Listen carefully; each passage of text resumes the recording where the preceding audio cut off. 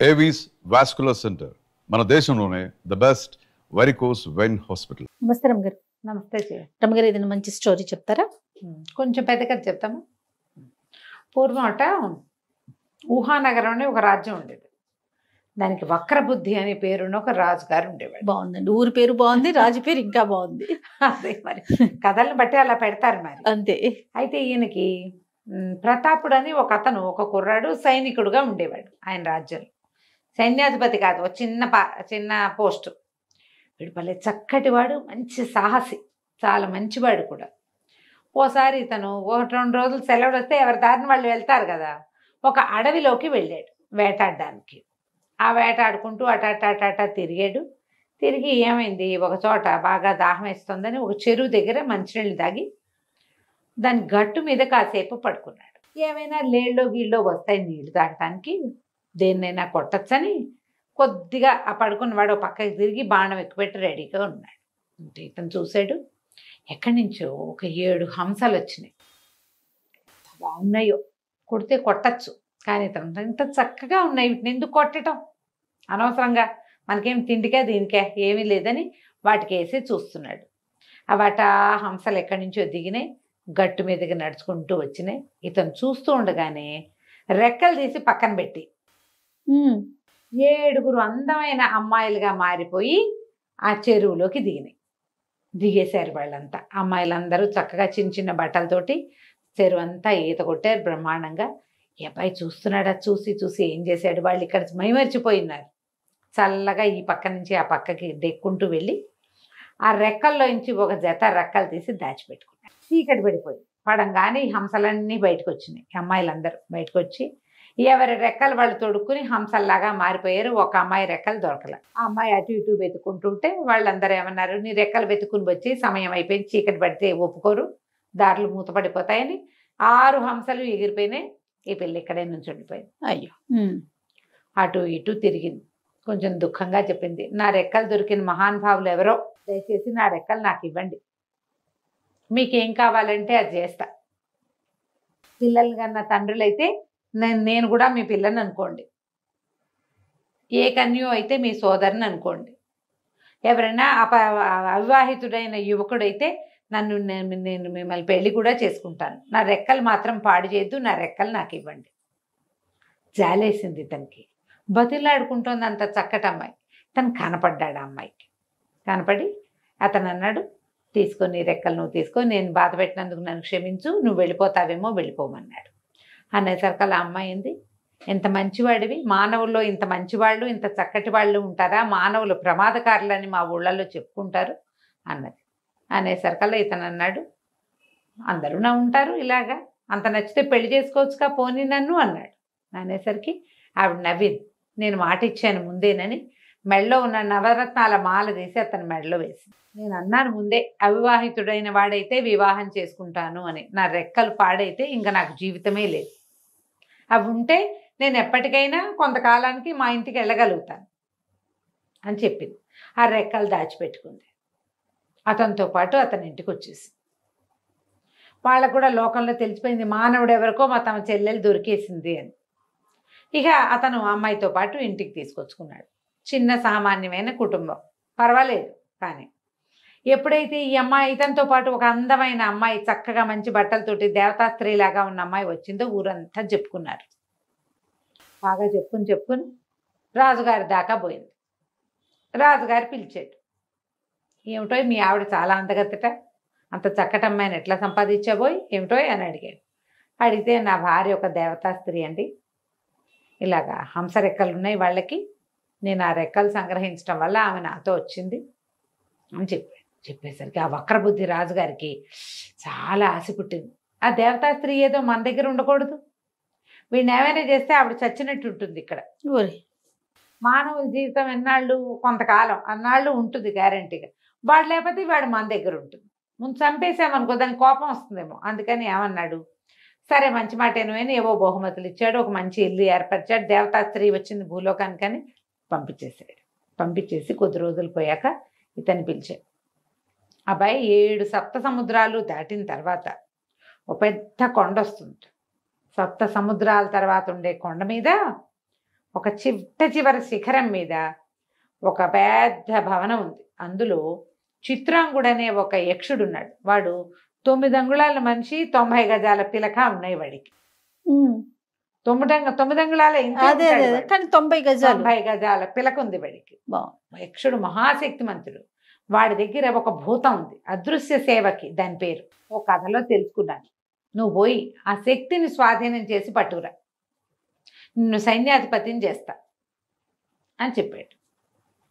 ఇప్పుడు నేను వెళ్ళానండి, నా చేత కాదండి అనడానికి వీలు లేదు. దేవతాస్త్రీని భారీగా పొందున్నాడు ఇతను. పైగా ఇతడు సాహసి కూడా కొంచెం. సరే వెళ్ళాడు, ఇంటికి వెళ్ళిపోయాడు. ఇంటికి వెళ్ళి భార్యకి చెప్తే భార్య అంది, ఏదేం పెద్ద విషయం కాదు, నేను వచ్చి చాలా రోజులైంది, మా అమ్మ అక్కయ్యలు అందరూ బెంగపెట్టుకుని ఉంటారు, నువ్వు నా మాట విను, నేను ఒక వెండి బంతి ఇస్తాను, ఈ బంతి పట్టుకెళ్ళు.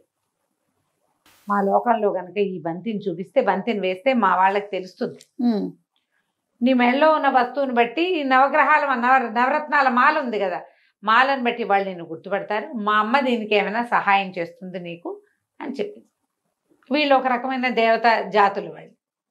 సరే ఇతను ఏం చేశాడు, కొండలు కోనలు దాటుకుంటూ వెళ్ళి ఒక మాయా సరోవరం, అమ్మాయి చెప్పిన అడ్రస్ ప్రకారం ఆ సరోవరంలో బంతిని పడేసేసరికల్లా నీళ్ళన్నీ పక్కకిచ్చి పక్కకి వెళ్ళిపోయి తను దిగి వెళ్ళడానికి దారి కనపడింది. అతను ఆ దారి వెంబడి పాతాళ లోకం వైపుకి నడుచుకుంటూ వెళ్ళాడు. వెళ్ళగా ఓ ఉద్యానవనాలు అవి ఇవి వచ్చినాయి. ఈ యువకుడిని చూసి అమ్మో మానవుడు అని కొంతమంది అటు ఇటు వెళ్ళిపోయారు, కానీ ఒకళ్ళిద్దరు మెళ్ళో మాల చూసి గుర్తుపట్టి ఇతను అత్తగారి దగ్గరికి తీసుకుపోయారు. ఆవిడ మెళ్ళో ఉన్న వస్తువుని చూసి వాళ్ళ అమ్మాయి ఒక ఉత్తరం రాసిచ్చింది. అది చదువుకుని, అయ్యా నువ్వు చాలా మంచివాడివి, మా అమ్మాయి ఉత్తరం రాసింది, నేను నన్ను వదిలేయండి అని అడిగినందుకే నా భర్త నాకు ఉడుపులు ఇచ్చేస్తానన్నాడు. ఇంకొకడైతే హంసరెక్కలు దొరికితే ఎంతైనా చెయ్యొచ్చు, నేను అతన్ని వెలచి వివాహం చేసుకున్నాను, ఇతను చాలా ఉత్తముడు, మానవోత్తముడు, కాబట్టి ఇతనికి ఏదైనా సహాయం చెయ్యి, అతను అడిగింది చేయమని కూతురు ఉత్తరం రాసింది. ఆవిడ చాలా సంతోషించింది. చాలా బాగుందని ఏం చేసింది, తమ లోకంలో ఉన్న అన్ని రకాల జంతుజాలాల్ని పిలిచింది. అందరు వచ్చారు. ఎవరికైనా ఈ సప్త సముద్రాల తర్వాత ఉన్నటువంటి ఈ కొండ మీద ఉన్న, కొస మీద, శిఖరం మీద ఉన్న చిత్రాంగుడు తెలుసా, ఆ లోకం తెలుసా, ఆ యక్షలోకం అంటే మాకు తెలియదు అన్నారు.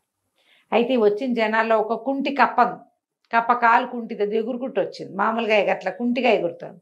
అది నాకు తెలుసు, నేను ఇది వరకు వెళ్ళాను, మా అమ్మ తాత వాళ్ళు అంతా కూడా వెళ్తుండే వాళ్ళు అక్కడికి అని చెప్పింది. చెప్పంగానే ఆవిడేమంది, నువ్వు మా నల్లుడు గారిని, ఈ ప్రతాపుడిని తీసుకెళ్ళి అక్కడికి తీసుకెళ్ళి ఆ పని ఏదో పూర్తి చేయించి తీసుకురా.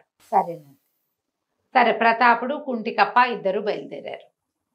ఈవిడేదో ఒక సాధనం ఇచ్చింది, సప్త సముద్రాలు దాటడానికి. సముద్రాలు దాటారు. కప్ప ఎలాగో నీళ్ళలో తిరుగుతుంది కదా, కొండెక్కారు. కొండెక్కితే ఆ కొండ బాగా పైకి ఎక్కి ఆ శిఖరాల మీదకి ఎక్కేసరికల్లా ఒక కోట కనపడింది. ఆ కప్ప ఏం చెప్పిందంటే, నేను బయటే ఉంటా, నేను లోపలికి రాలేను, నువ్వు లోపలికి వెళ్ళు, చూద్దాం. చీకటి కోణం అది, ఎటు నడుస్తున్నాడో ఏమిటో తెలీదు. ఈ కొండంతా ఎక్కారా, ఆ శిఖరం ఎక్కేసరికల్లా ఆయాసం రాదు.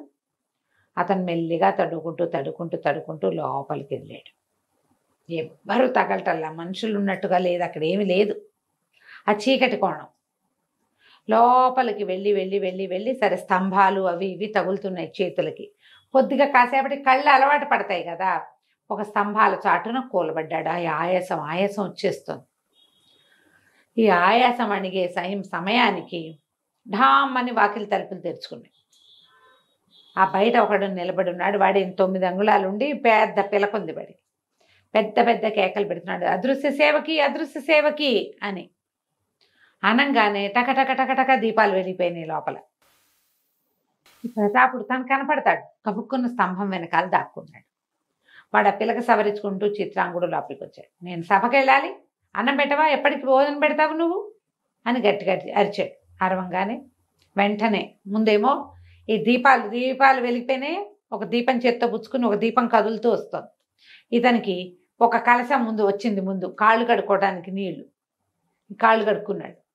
ఆ తర్వాత ఇతను లోపల నడిచొస్తుంటే ఒక పెద్ద ఆకు, దాని నిండా ఆహార పదార్థాలు, పక్కన ఒక విసనకర్ర ఇట్లా విసురుతూ కనపడుతోంది. మనుషులు కనిపించట్లా. ఈ కూర్చున్నాడు ఈ చిత్రాంగుడు. చకా చకా చకా భోజనం చేసాడు. భోజనం చేసి నేను వెళ్ళొస్తాను అని వెళ్ళిపోయాడు. వెంటనే మొత్తం దీపాలన్నీ ఆరిపోయిన చీకటి కోణం. ఈ ప్రతాపుడు బాగా ఆలోచించి అదృశ్య సేవకి కొంచెం దీపాలు వెలిగించమ్మా అన్నాడు. అనగానే మళ్ళీ దీపాలు వెలిగినాయి. ఓ. ఎవరు చెప్పినా వింటుంది అది. ఉమ్. అదృశ్య సేవకి ఆకలిస్తుంది, అన్నం పెడతావా అన్నాడు. అనగానే ఒక ఆకు టపా సామాన్లు అన్నీ వచ్చేసినాయి. వచ్చేసాక ఇతను ఆకు దగ్గర కూర్చుని అదృశ్య సేవకి చిత్రాంగుడు భోజనం చేసి వెళ్ళాడు కానీ నువ్వు తినలేదుగా, నువ్వు కూడా వచ్చి కూర్చో భోజనం చేద్దు కానీ అన్నాడు. అనేసరికి ఆ అదృశ్య సేవకు అప్పుడు అతనికి కనపడాడు. ఇంత మంచివాడివి, ఎన్ని సంవత్సరాలుగా సేవిస్తున్నానో ఒక్కనాడు ఇంత మృదువైన మాట నేను వినలేదు. నన్ను తినవని ఏనాడు అతను చెప్పల. ఒక్కసారి కూడా నువ్వు తిన్నావా అని అడగలేదు, నువ్వు తిను అనలేదు. నువ్వు చాలా మంచివాడివి అంటే సరే మరి నాతో రా, నాతో వచ్చేయి అయితే అన్నాడు. అనేసరికల్లా ఆ సేవకి ఏం చెప్పిందంటే నేను అలా రాలేను, నన్ను ఆజ్ఞాపిస్తేనే చేస్తా, నన్ను ఆజ్ఞాపిస్తే వస్తాను నీతోటి. సరే అన్నం తినన్నాడు. ఆ భూతం కూడా కూర్చుని భోజనం చేసింది. దాని భోజనం ఇంతంతా ఇతనికి అన్ని పెట్టింది, చక్కగా తిన్నాడు. అప్పుడు లేచాక అదృశ్య సేవకి ఇది వదిలేసి నా వెనకాల రా మా ఇంటికి నాతో పాటు అనగానే సరే అని వెనకాల పడి వచ్చేసి బయటకు వచ్చాక కుంటికప్ప కింద ఉంచింది కొండ కింద. అదే అక్కడికి ఎక్కాడు కదా ఇతను. అక్కడికి వెళ్ళాక ఇతను నాకు ఈ కుంటికప్ప నా ప్రాణ స్నేహితుడు, ఇంత దూరం ఇతన్ని తీసుకొచ్చాడు, ఇతను కుంటితనాన్ని పోగొట్టవా అని అడిగాడు. అడగగానే కాలు కుంటిపోయింది దానికి, ఆ కప్పకి చేసేసింది, అది ఏమైనా చేయగలదు. ఈ కథ అంతా నడుస్తుంటే అక్కడ ఏమైంది, ఈ ప్రతాపుడిని ఇక్కడికి పంపించాడు కదా వక్రబుద్ధి. ప్రతాపుడు భార్య ఒకతేగా ఉంది. ఆమె దగ్గరికి వెళ్ళి నీ భర్త ఇక రాడు, నేను ఈ దేశాన్ని వెళ్ళే రాజుని, నువ్వు ఒక సైనికుడితో వచ్చావు, నన్ను పెళ్లి చేసుకో, నాతో పాటు ఉండమని అడిగాడు. ఆవిడ ఏం చేసింది, పిచ్చి వేషాలు ఇస్తే చంపేస్తాను, నేను ఎవరనుకుంటున్నావు, మానవుడిని వలిచి వచ్చానంటే నా దేవతా శక్తులు వదిలిపెట్టుకుని రాలేదు, అతను మంచితనానికి వచ్చాను, నాతో పిచ్చి పిచ్చి వేషాలు వేసామంటే చంపేస్తాను. భయం వేసింది ఇతనికి, తగ్గిపోయాడు. కానీ ఆమెను బలవంతం చేసే సాహసం లేదు. కానీ ఏం చేశాడు, ఒక ఒంటి స్తంభం మేడ కట్టి అందులోకి ఆమెను ప్రవేశపెట్టాడు, బంధించేశాడు అనమాట లోపల. ఆమె ఆ బంధనంలోనే లోపల ఉండిపోయింది. ఇప్పుడు ఇతను ఏం చేశాడు, ప్రతాపుడు ఈ కుంటి కప్పని తీసుకుని ఈ అదృశ్య సేవకుని వెంట పెట్టుకుని మా అత్తగారింటికి తీసుకెళ్ళన్నాడు. ముందు ఆ కప్పని తీసుకెళ్ళి అక్కడ దిగవిడిచి అత్తగారికి చాలా థ్యాంక్స్ చెప్పాడు. ఇలా ఇలా జరిగిందంటే ఆవిడ చెప్పింది, అవును ఆయన నీ మంచితనమే నీకు శ్రీరామ రక్ష, నువ్వు మంచివాడు అవటం వల్లే మా అమ్మాయి నిన్ను పెళ్లి చేసుకుంది, నువ్వు మంచివాడు అవటం వల్లే ఈ అదృశ్య సేవకి నీతో పాటు వచ్చింది, ఈమెను తీసుకుని వెళ్ళు అని చెప్పి ఈయన ప్రతాపుడు ఏం చేశాడు, ఈ అదృశ్య సేవక భూతాన్ని వెంబడబెట్టుకుని సొంత ఊరికి వెళ్ళిపోయాడు. ఇంట్లో చూస్తే భార్య లేదు. ఇతను రాజుగారి దగ్గరికి వెళ్ళాడు. వెళ్ళేసరికల్లా రాజు ఆశ్చర్యపడి వీడు వస్తాడని ఊహించలేదు. మరి ఇతను చూసేసరికల్లా అతను హడిలిపోయి నేను నీ భార్యని సొంతం చేసుకోవడం కోసం నేను పంపించాను, నువ్వు ఇప్పుడు సైన్యాధిపతి అవ్వాలంటే నువ్వు అమ్మాయి నాకు స్వాధీనం చేయమనేసరికి అతను గట్టిగా ఒప్పుకోలేదు. ఈ లోపల అదృశ్య సేవకి ఏం చేస్తుంది, జనం అంతా ఇతని మీదకి వచ్చారు. రాజుగారు ఇతను బంధించమంటున్నాడు. అందరినీ లైన్లో పెట్టింది. రాజును తీసుకెళ్ళి ఒక పెద్ద బురదగుంటుంటే అందులో కుక్కేసింది. ఈ మంత్రులు వాళ్ళు నిర్ఘాంతపోయారు, ఏమిటయ్యా ఇదేం జరుగుతోందన్న. అయితే ప్రతాపుడు చెప్పాడు, ఈయన ఒక అదృశ్య సేవకి భూతాన్ని తెమ్మన్నాడు, నేను ఆ భూతాన్ని వెంబడి పెట్టుకొచ్చాను, నా భార్యని చేయడం కోసం చేశాడు ఇంత పని, ఆమెను మానవరాలుగా ఎంచకూడదు, ఆమె దేవతా స్త్రీ అని ముందే చెప్పాను, ఆమె సహాయంతో ఈ భూతాన్ని పట్టుకొచ్చుకున్నాను నేను అనేసరికి మంత్రులు ముగ్గురు అన్నారు, బాబు ఎందుకు వచ్చింది, రాజుగారిని ఎటాగో బురదలో కుక్కేసింది మీ భూతం, హాయిగా నువ్వే రాజు బాబు, నీకు ఇంత సాహసివి, రాజ్యానికి కావాల్సింది ఏదైనా నువ్వు చేయగలవు, నువ్వే రాజ్యాన్ని తీసుకోమన్నారు. ఇక మిగిలిన వాళ్ళకి ఎవరికి మాట్లాడడానికి కూడా ఏం లేదు. సరే ఇతను ఏం చేశాడు, నా భార్య ఎక్కడుందంటే ఆవిడ ఎక్కడో పైన పెట్టారు, ఆవిడని విడిపించుకుని తెచ్చుకున్నాడు. ఇతను ఎప్పటికీ రాజ్యానికి రాజుగానే ఉన్నాడు. అతనికి ఏదైనా అవసరమైతే శత్రువులు లేరు, ఏం లేరు. ఎందుకంటే ఈ అదృశ్య సేవకుంది 1000 మంది వచ్చినా వాళ్ళందరినీ మడతపెట్టి బురదలో కుక్కేయగలదు అది. కానీ అతనితో పాటే ఉంటూ చాలా సంవత్సరాల పాటు ఆ రాజ్యానికి రాజుగా ప్రతాపుడు, అతని భార్య రాణిగా ఉండి ఆ రాజ్యాన్ని పాలించుకుంటూ ఉన్నారు. కథ కంచికి మనం ఇంటికి. బాగుంది, మనకు కూడా దొరికితే బాగుండు కదా. చాలా బాగుంటాం గారు. నమస్తే అండి. నమస్తే.